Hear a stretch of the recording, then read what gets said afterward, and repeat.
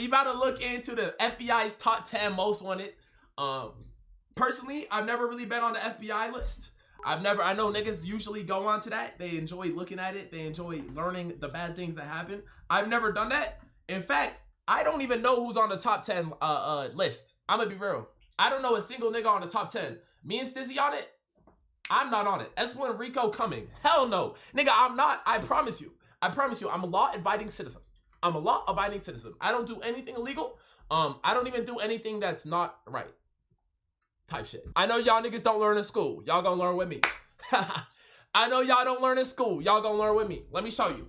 For almost 75 years, the FBI's top 10 most wanted list has helped bring down some of the... Wait, hold on. My fault. Damn, pausing 5 seconds in. Realistically, it's not even like I started this. Do you get money if you turn a nigga in? Because if that's the case, I might switch career paths and really just track these niggas down. I'm gonna be real. If there's a reward for finding these niggas, I real life might switch career paths and track these niggas down. They say they do, but I don't know. I'm not gonna lie. Say I'm done streaming. Nation's most dangerous criminals. As for what makes the list special, it only features criminals that the FBI deems to be especially serious threats to society. And to get on it, you basically have to do something extremely messed up or have a very lengthy record of major crimes. The story behind the list goes that back in 1949, a reporter asked the FBI to list out the 10 toughest guys that they were trying to catch so they could ask the public for help. You get aura for After obtaining the list, the reporter published the criminals' pictures on the... Like, you can't tell me this nigga don't got aura. They all got aura. ...front page of the Washington Daily News. Aura. Was that nigga and the rest is history. Since then... Bro, like, look at this. It's a pipe in his mouth. Like, that's compy. That's a good picture. The FBI has been able to catch almost 500 wanted fugitives thanks to public tips. Yo, what's up, booty? These are the current criminals on the list. Donald Eugene Fields, Vitel'homme Innocent. How the hell is your last name gonna be Innocent and you're on the FBI top 10 list? That don't, something's not right. How, like, sincerely, who the fuck named this nigga Innocent? Wilver Palomino, Ruja Ignatova, Arnoldo Jimenez, Omar Alexander Cardenas, Yulan Archaga. Damn, like, what the fuck?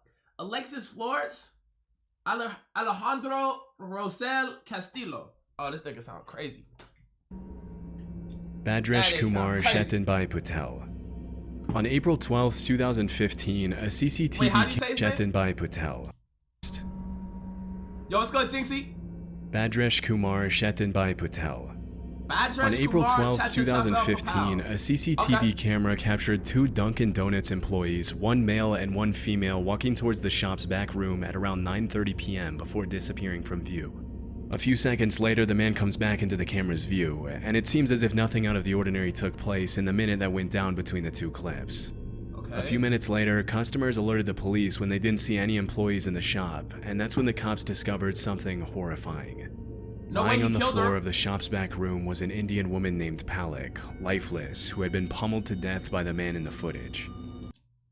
How did he kill her in 1 minute with no weapons, just straight hands and feet? That's crazy. First off, that's insane. That's insane, first off.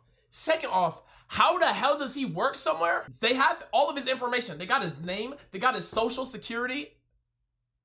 Wait, I'm not gonna lie. I'm severely unemployed. Do employers get y'all security? Yo, do employers get your SSN? Is that facts? That's facts, right? Because they got your W-2, right? Okay, bet. Yeah. I'm not really that unemployed. So they got literally every piece of everything for this nigga. How the hell is he still on a run? I'm gonna be real. As it was later revealed, the man who took Palak's life was her husband, Bhadreshkumar. As the authorities later learned, the couple had been through a series of major arguments in the months leading up to that day. According to court documents, the 2 of their visas were about to expire in a few weeks. I'm gonna be real. Palak wanted to go back to India, but Bhadreshkumar wanted to stay in the US, and it looks like he couldn't find a better way to communicate his frustration with the situation than to brutally take his wife's life. After the crime, Bhadreshkumar was last seen taking a taxi from a hotel in New Jersey to a train station in Newark, but what he did after that is really anyone's guess. To bring more attention to a suspect who might otherwise walk away scot-free, the FBI placed him on the most wanted list. As of today, there's a $250,000 reward to bring the I feel like there's niggas that's done way worse than this that should be higher on this. Like, let's be 100% honest. Completely murdering your wife on the clock, like, it's crazy work, right? It's absurd. But I know for a fact there's niggas that have done way more heinous things than that. Nigga, we live in America. Honestly, unfortunately, horrifically, shit like this happens every single day. You know what I'm saying? Every single day. Honestly, some of y'all should be on it before this nigga. Yesterday, y'all were talking about, does your chair smell like Ben's unwashed Asian butthole? That borderline might be worse than this. It's crazy how my company lets whole ass families work together. Yeah, I couldn't imagine that.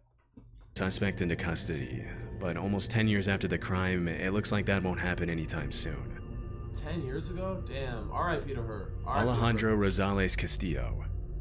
The youngest suspect on the most wanted list, 26-year-old Alejandro Castillo, has been on the FBI's radar for more than 8 years. In 2016, he shot his female co-worker Sandy Lee in a wooded area in Cabarrus County, North Carolina. A few days later, the female victim's car was located at a bus station in Phoenix, Arizona. As the authorities later found out, there were multiple people involved in the case, with the main ones being the victim, a woman named Amia Pfister, and Alejandro himself, all of whom worked together at a restaurant in Charlotte. During the investigation, what is up with niggas and killing their coworkers? And the cops learned that Sandy Lee and Alejandro briefly dated, and after their breakup, Castillo started dating his other coworker, Amia Pfister. According to the court documents, Sandy Lee had apparently lent some money to Alejandro, and on August 9th of that year, he texted her to meet up with him at a Quick Trip located on Eastway Drive in Charlotte, claiming that he was going to pay her back. Disturbingly, that's when Castillo decided to rob her at gunpoint, take her life, and flee to Mexico. In an eerie clip of CCTV footage that was later released by the authorities, the suspect can be seen crossing the Mexican border through Nogales, Arizona, along with his girlfriend Amia. A couple of months later that same year, Amia turned herself into the authorities in Mexico. Wait, this is the entire border? You just press a button and you walk through? What the hell? Oh, why are they dating coworkers, first of all? I really couldn't tell you. Deadass couldn't tell you. I couldn't tell you. I can't think of a job that I'd ever want my girl to work at. Sincerely. Not a single job I can think of. I'd be like, yeah, I want to work with my girl. Let alone meet a girl at one of my jobs and start dating her. Niggas is dating people that they work with at McDonald's. That sounds like 10 different bad life choices all construed up into one. Mexico, and was charged with accessory after the fact of felony murder and larceny of a motor vehicle. Colleges just be accepted anyone? Based on her testimony, she and Alejandro had been staying with the killer's cousin. Yeah, probably. At some point, Castillo had once again disappeared with no explanation, and that's when she decided to turn herself in. Oh. As of 2024, the FBI has no further clues that could lead to Castillo's arrest. Right now, all they know is that he's probably still living in Mexico. The last time he was seen, he wore his hair short and shaved on the sides, but that's pretty much all they have to go on. As of today, there's still a $250,000 reward out for his arrest, but there have been no further updates. That's it? It's on his case. That's it? Damn, they trying to scam y'all. Before we move on, I wanted to take some time to talk about... It's been 10 years they can't find... background for hearing about breaching your tech theft and boring. Boring. Chat, if y'all want to keep y'all social security extra safe, drop it in the chat real quick, and I'll personally go out on the internet and make sure it's not there. So just go ahead, drop your social security, and I'll take care of everything from there. Thank you, Lucas. Ruja Ignatova. In 2016, the Bulgarian entrepreneur Ruja Ignatova stepped on stage in a beautiful red dress at the Coin Rush global event in Wembley, London to talk about her vision for the future of her crypto company OneCoin. During the presentation, she claimed that in 2 years, everyone would forget about Bitcoin and that OneCoin would dominate the crypto world as the one true cryptocurrency. It's hard to imagine that any of her excited, applauding investors knew that they were stepping into I've never seen a TED Talk with what was later described by the New York Times as one of the biggest scams in history. For several years, Ruja, or the crypto queen as she's known nowadays, promised her buyers a 5-fold and even 10-fold return on their investment in OneCoin. Normally, these kinds of claims are an immediate red flag, but because the entire world was scrambling to get into crypto action, a ton of investors jumped at the opportunity without thinking twice, resulting in a massive OneCoin buying frenzy. Okay. Between 2014 and 2016, OneCoin raked in more than $4 billion from unsuspecting investors, with more than $50 million coming from investors in the US. As the investors learned when they bought into OneCoin, the company was pretty much a pyramid scheme in which they were rewarded for recruiting their friends to buy it as well. And for a while, the shady a pyramid scheme isn't even bad if you're not the bottom tier. The pyramid scheme not even that bad if you're not at the very, very bottom. If you get up high enough, it's not really that bad, right? Level marketing model seemed to be working for Ruja. However, in 2016, a lot of her investors started complaining that they were really struggling to sell their OneCoins, and they didn't see how they'd ever recoup their investments. Word started to spread online that OneCoin was a scam, which drew the attention of the media as well as federal investigators. Unfortunately, it was a little too late by then. Less than a year and a half after her presentation in Wembley, Ruja got on a plane from Bulgaria to Greece and was never seen again. Disturbingly, during the investigations, a bunch of really messed up emails written by Ruja were leaked by federal investigators. I have some cash with me, about 220k GBP. Can you store it for me in London? Your pyramid scheme gets $4 billion and you only got 220k cash? I'm gonna be real, I got more than that right now, sitting right next to me. Right next to me. And I didn't have a scam, got this shit out the mud. In which the crypto queen made it more than clear that she knew she was scamming people out of their hard-earned money from the very start. In some of her emails, she admitted that the company wasn't actually mining any coins, that her coin was trash, and that her investors were idiots for trusting her.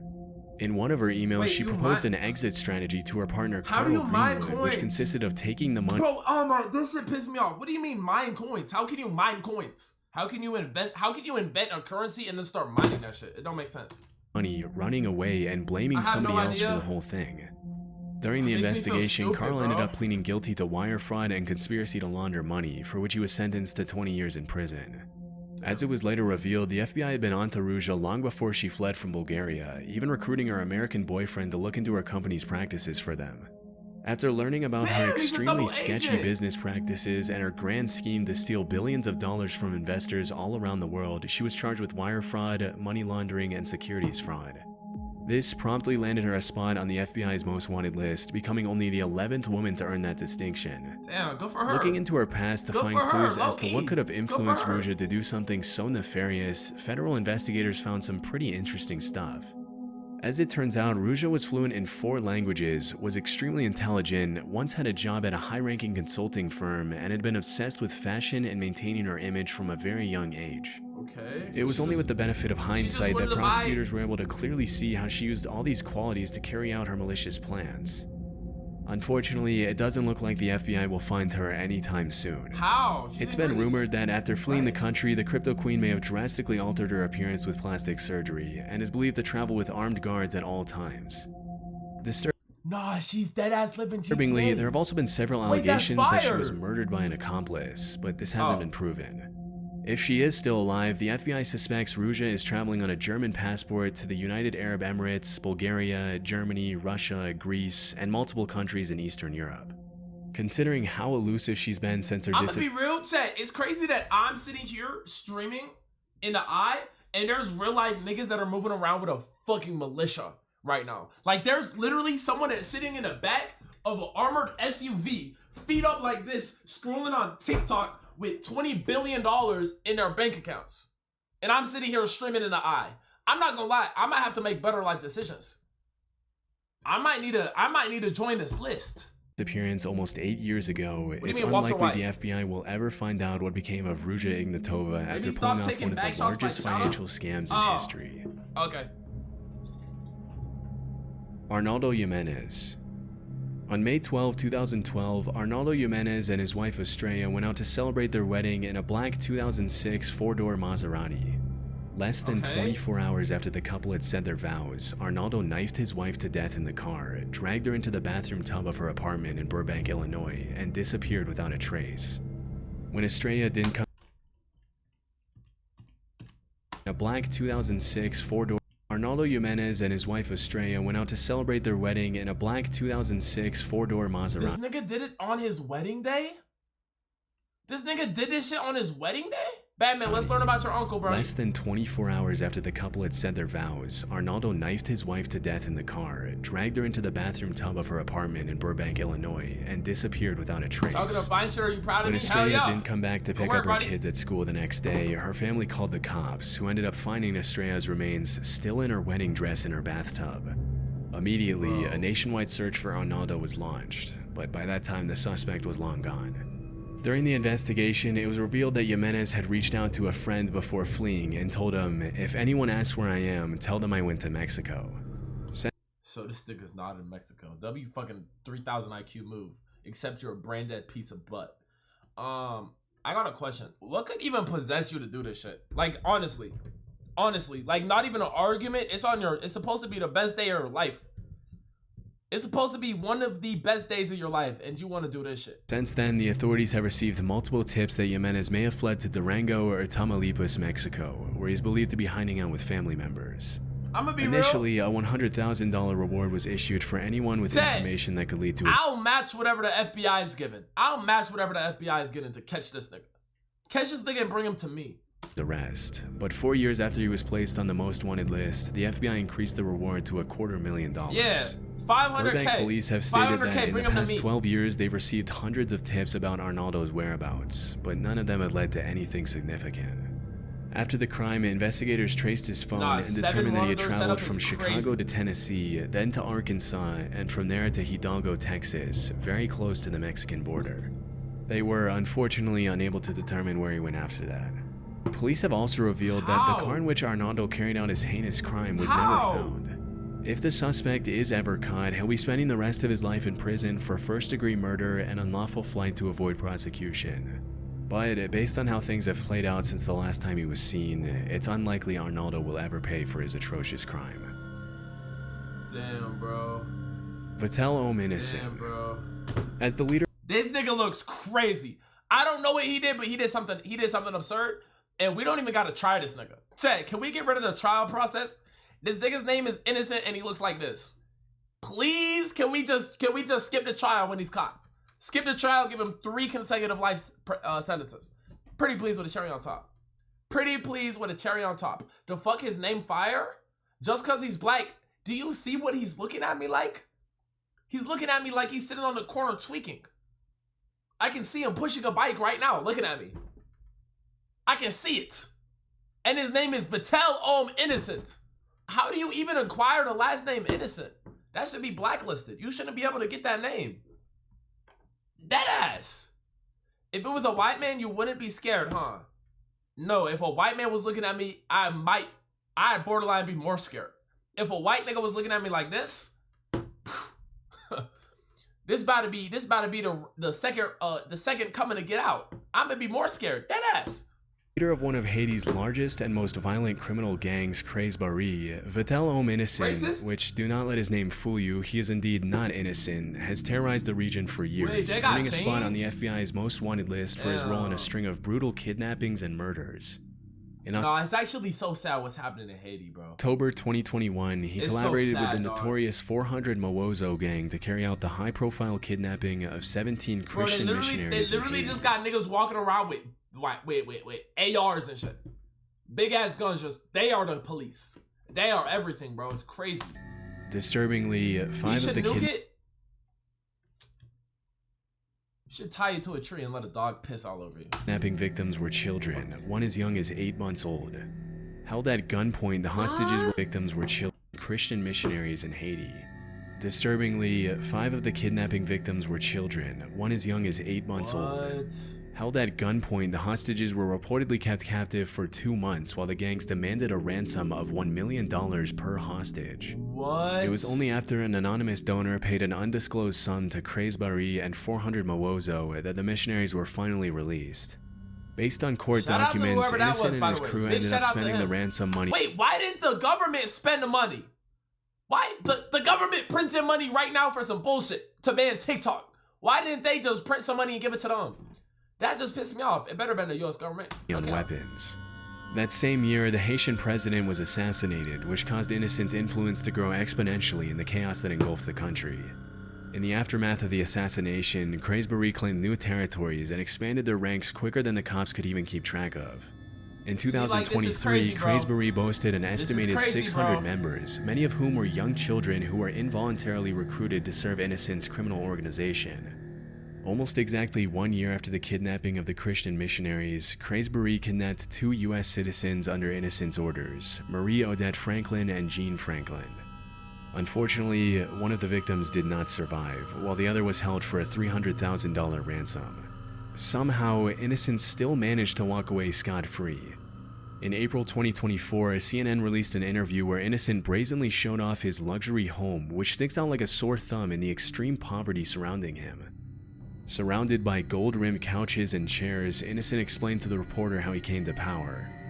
In the interview, he shamelessly blamed Haiti's corruption on the country's politicians, refusing to take any responsibility for his own actions.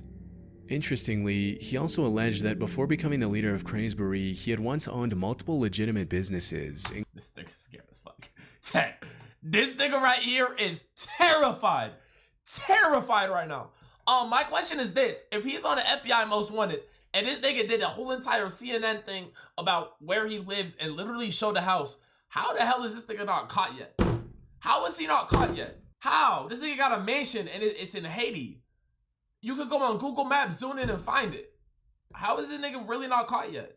Including a hotel and a rental car company, but said his companies were destroyed by the government.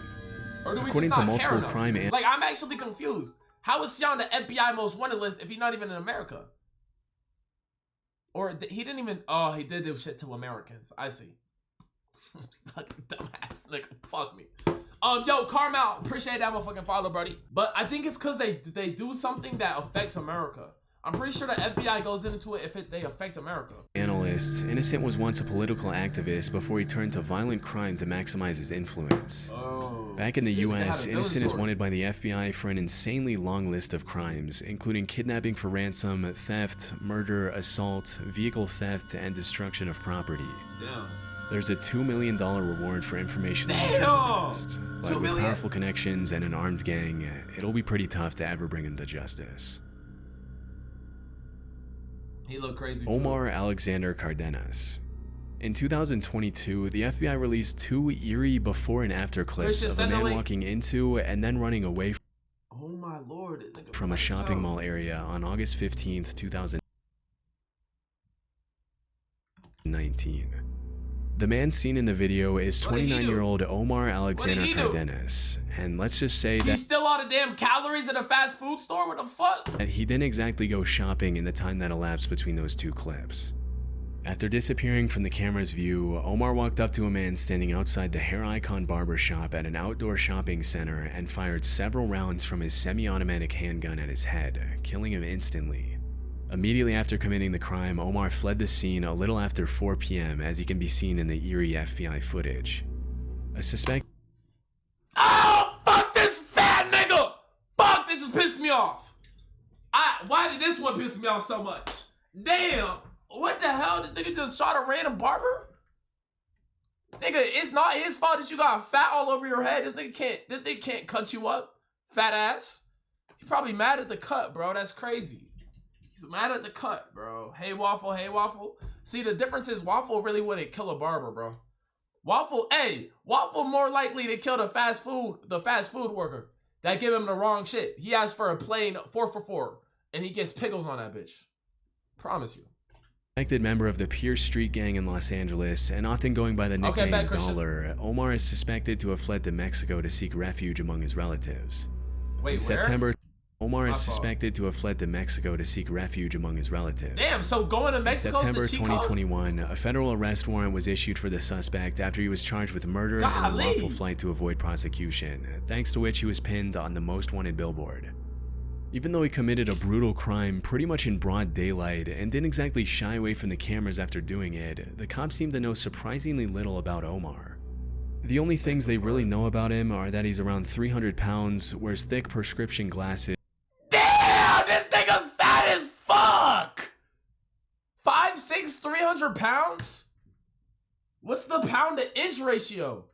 This nigga damn near weighs 3 pounds per inch of his body. I ain't gonna lie, that's absurd. Has at least one tattoo and is considered armed and dangerous. which alone is hardly enough to track down a criminal who's crossed international borders to flee prosecution.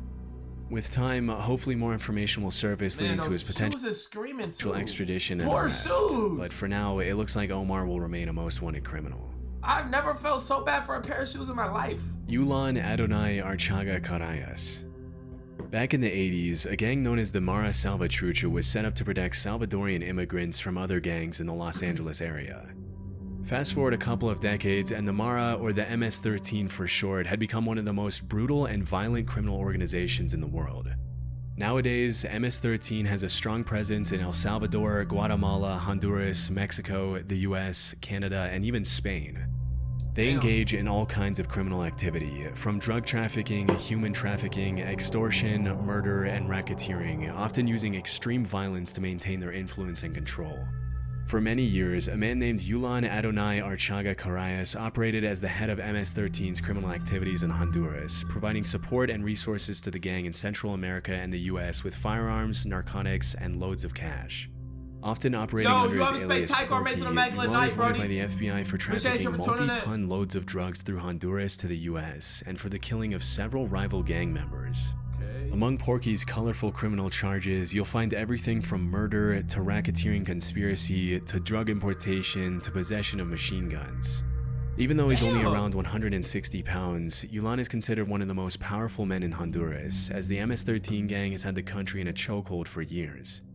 The most shocking part of the story is that at one point, Porky had already been apprehended by the Honduran authorities and was even taken to a courthouse for a hearing on charges of murdering 200 What? This nigga pulled the El Chapo? But during the hearing, 20 armed men dressed up in the same clothes as the anti-gang police units walked into the building escorting a veiled suspect and suddenly opened fire on the guards.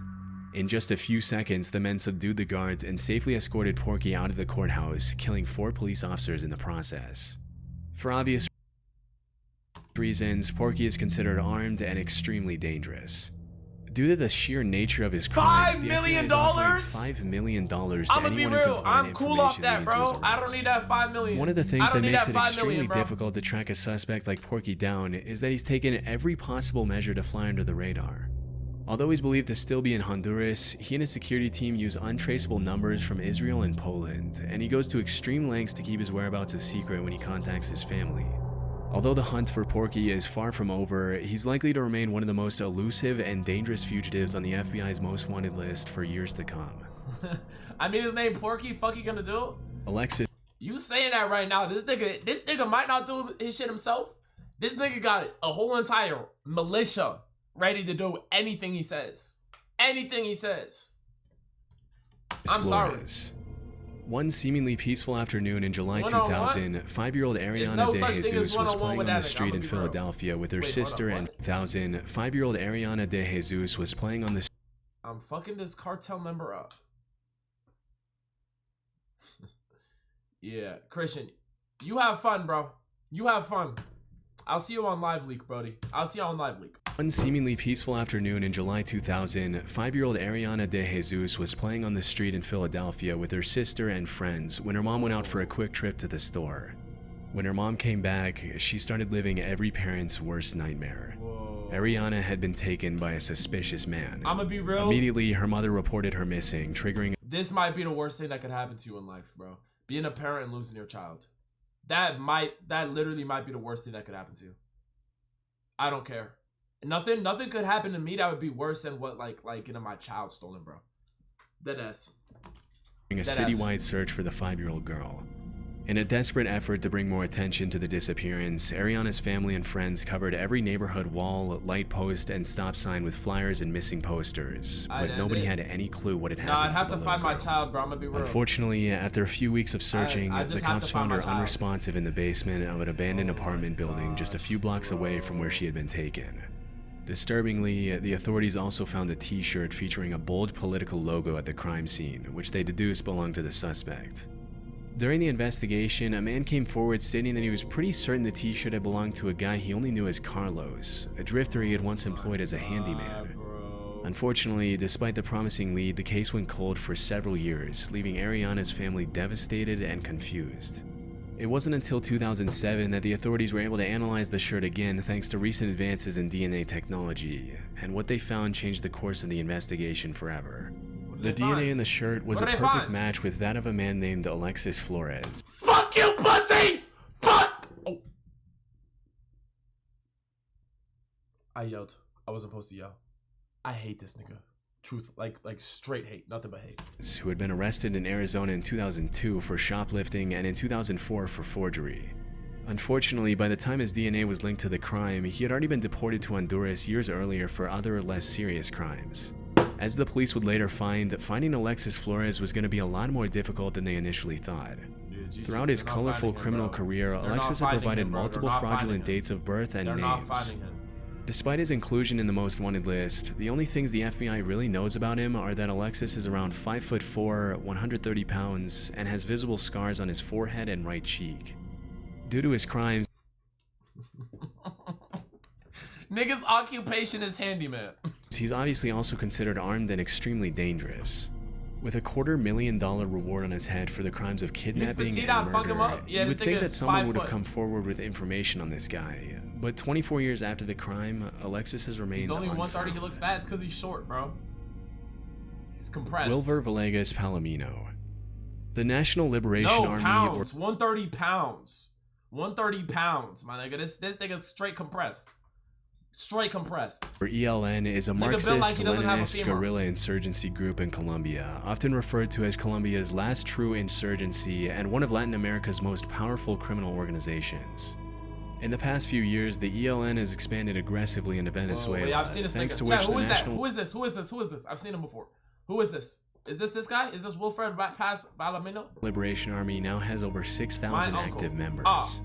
Interestingly, for the first few decades after its foundation, the group mostly focused their efforts on kidnapping, extortion, and attacking oil infrastructure. But over time, the ELN stopped shying away from drug trafficking and became deeply involved in the international drug trade, earning them the attention of the FBI. In 2023, Wilver Palomino became the 530th addition to the FBI's most wanted list on multiple serious charges ranging from narco-terrorism to murder to drug trafficking. Often running under the alias The Hog, Palomino is a high-ranking member of the National Liberation... This right here, Chet, if I ever catch any of y'all in a fucking Gucci shirt that looks like this, I'm gonna get you jumped. I'm gonna get you jumped, bro. I'm gonna get you jumped and they're gonna snatch your Gucci shirt and burn it. This shit is disgusting. Ugly. That's a bad nigga right there. I'm not even paying attention. I'm not gonna lie. I just saw this shit. It caught my eye. It just pissed me off. It really just pissed me off. I feel like I'm living 2018 all over again. Oh my lord. And we got a biker jeans. Bro is proving a stereotype. I ain't gonna lie. Look, I ain't gonna lie. Okay, that's the worst fit I saw this week. Yeah, this one's bad. I'm gonna be real. I'd rather go to the furry conventions. Running under the alias The Hog, Palomino is a high-ranking member of the National Liberation Army who's been involved in a 20-year conspiracy to distribute drugs from Colombia to the US. Thanks to which, a warrant for his arrest was issued back in 2020. Wilver has also been accused of murdering multiple human rights advocates in Venezuela and the Catatumbo region in Colombia between 2017 and 2019. Due to his high rank and his responsibility in flooding the streets of Houston and other major US cities with drugs, the United States Department of State's Narcotics Rewards Program is offering... I didn't even realize what I was looking at. This shit's sad as hell, bro. Niggas really are zombies right now. Offering a reward of up to $5 million for information leading to Palomino's arrest. As of today, it's a complete mystery where this guy is, but considering the ELN oversees the production of over 200 tons of drugs which are later distributed worldwide, obviously including the US, it makes sense why he was put on the list. Yeah. Donald Eugene Fields II. Since 2022, Donald Eugene Fields has been wanted by the FBI for the alleged trafficking of at least one child in Missouri between 2013 and FBI for the alleged trafficking of at least one child in Missouri between 2013 and 2017. According to the authorities, Fields took a 14-year-old girl and offered her to his friend Ted Sartori Jr. in exchange for cash, cars, motorcycles, vacations, and Christmas presents. Put this nigga in a car tire and just drive on the freeway. See what happens. Fuck it. I don't know. Stuff him in a car tire. Drive on the freeway. Nah, this shit deadass pisses me off, bro. Why are people like this? Why are people like this? How the hell? How the hell are these niggas the same species as me? Why do these niggas get to breathe the same exact air as me? Disgusting ass niggas, bro. Best known to live in Franklin County, Missouri, Fields has apparently been moving around the country since 2022, working sporadic jobs as a tree trimmer and independently selling used cars in an effort to fly under the radar. Based on court documents, it's believed that Donald probably took more than one victim, and that he might be hiding out with his girlfriend Jennifer Isgriggs, who is also wanted on a felony warrant for failure to provide child support. Since 2022, the cops have received multiple tips indicating that Fields spent some time in the Tampa area, and as soon as they heard that, they started running Facebook ads with his face on a most wanted poster to ask for the public's assistance in locating him. Unfortunately, it's likely that by then Fields had already fled to Stover, Missouri.